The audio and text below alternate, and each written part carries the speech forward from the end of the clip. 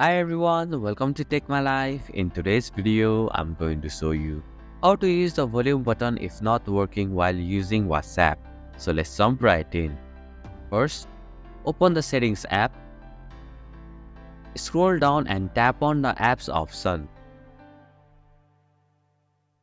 Look for the WhatsApp app in the list of apps and tap on it.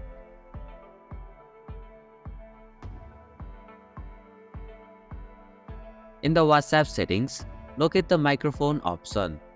Tap on the toggle switch next to it to turn it off and then turn it back on. Now, open WhatsApp and check if the volume button is working.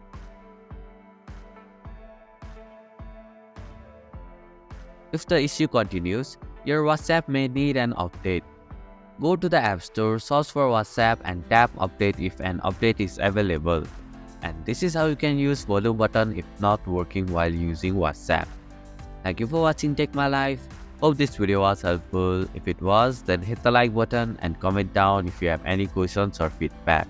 Also, if you are new to our channel, please subscribe and hit the bell icon so that you won't miss our upcoming videos.